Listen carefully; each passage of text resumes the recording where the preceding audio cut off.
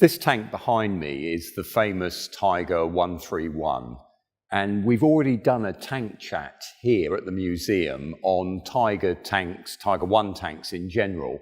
This chat, we just want to have a little closer look at Tiger 131 and some of the issues surrounding this classic vehicle. Now, this Tiger left the factory in Germany in February of 1943. It's issued to the 504th Heavy Tank Battalion of the German military, and in March it's shipped over to Tunisia. This is part of that massive reinforcement Hitler does with the German army in North Africa when he's waking up to the fact it looked like they might be going to lose. Now, the Tiger tank takes part in a spoiling attack against the British in Tunisia in April, and it's captured by the 48th Royal Tank Regiment. It's shipped back to Britain to be evaluated because it's such an important find. Such an important because it's the first complete Tiger that's actually captured in the West. We've already come across a Tiger, but they had to blow it up because it was in no man's land between the two fighting sides in Tunisia. This is the first one that's actually taken fairly complete.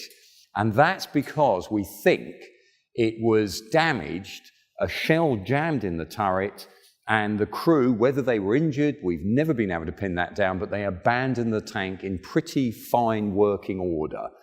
It's all there. They haven't tried to demolish it, and there's not an awful lot of battle damage on that vehicle. So it's seen by Churchill in Tunis. The King visits it and sees it there as well. It's brought back to the UK for evaluation. It's taken to Horse Guards Parade in London, where again they have it facing actually the back of Downing Street. Officially at the time they said it was a present from the Fifth Army to Winston Churchill, the Prime Minister. And that's why they put it on the back of Horse Guards Parade, just around the rear of Downing Street. At that time, ironically, Churchill was in Marrakesh, recovering from a heart attack he'd suffered. So he wasn't there when they put the tank first on parade. It's then taken to Chertsey, where it's evaluated, and a considerable number of reports are written on this very tank. And that was done so that they could analyse any of the features. Were there things they could copy? Were there things they could learn from this vehicle? And things that military intelligence could understand and disseminate. It was then shown off to the soldiers for a number of years, where it was actually part of the School of Tank Technology, as well as doing some demonstrations where it drove to certain places, did firing trials, and was parts of sort of fundraising parades as well. And in 1951, after the war, it was handed over from the School of Tank Technology with a number of German vehicles to the Tank Museum, where it resides to this day. So it sat in the museum for many years. At the end of the 90s, because the Tiger was already seen to be this very classically iconic vehicle that was so much associated with German army in World War II, a restoration program was begun.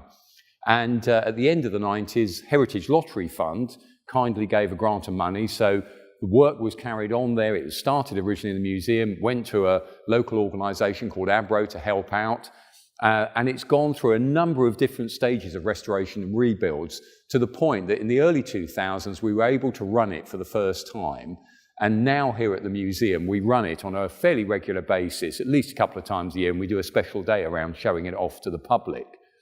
So that's the sort of broad outline history of this particular tank.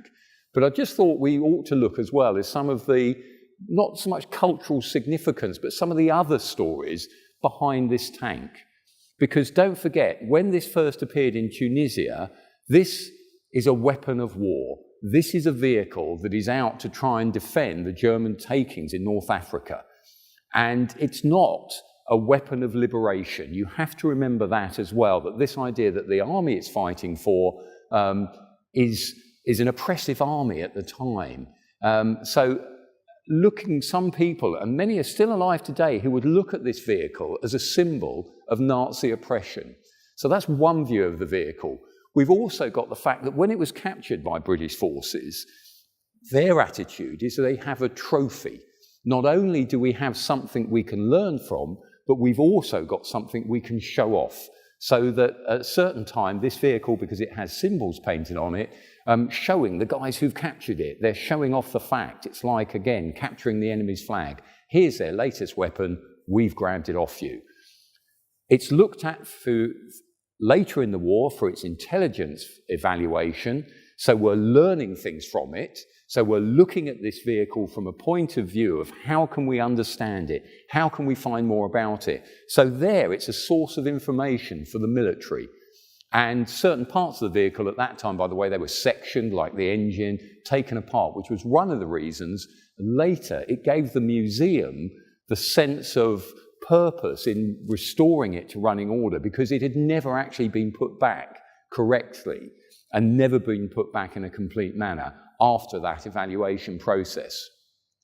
So that long life it's had in the museum has been, again, another part of its story, where lots of dads and young boys have come along and seen this vehicle, they've made the models of it, they've bought the postcard, they've read the books about it.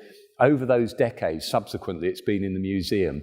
And then we got to the point as well where the tank has then become, in essence, a film star. It went off, appeared in the Fury movie with Brad Pitt. And again, that little scene of its action is looked at numerous times, millions of times actually, online. The fact that when we take this vehicle out, lots of other people do their own videos about this vehicle, and every time we post or comment on this vehicle, again, everybody now has an opinion about Tigers. They want to argue about the facts. Are we sure we're getting this right? And the evidence about the tank still changes.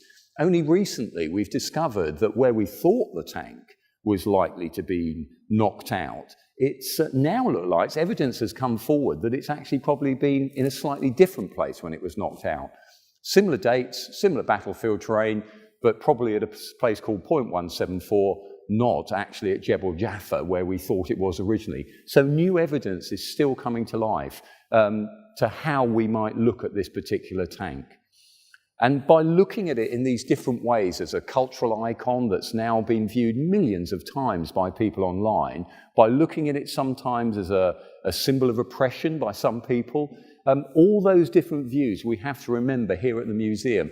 And it's quite hard sometimes for us to actually present a tank like this in a way that actually satisfies all those different audiences' views. How are we going to keep this one and only complete and now still running Tiger tank for future generations, as well as letting people today enjoy seeing it and operate it? If we carry on operating it, we're going to ultimately wear out parts and change what is up to now a relatively original item. So there's a whole host of dilemmas there that we're having to face here now, but also I think they're only going to go and get worse in the future. So this tank has become a sort of almost a test bed in many areas of certain attitudes towards military equipment, looking at how time changes over the certain periods from that Nazi regime as a generation that fought against and in these vehicles are now starting to thin out and disappear from the scene. Are our attitudes again to these vehicles going to change over time? And nowadays, with online gamers, with everyone else wanting the information and access to vehicles like this, what's the best way we look after a vehicle like the Tiger in the future? And again, as custodians of this piece of history, we feel we've got certain very strong obligations. But again, it's one of those interesting things to see how attitudes to a vehicle like this change and will still develop in the future. And with any luck, with any good management, we'll be able to see this vehicle and allow people to see this vehicle, hopefully running, perhaps not forever, but we'll be custodians of it for many decades to come.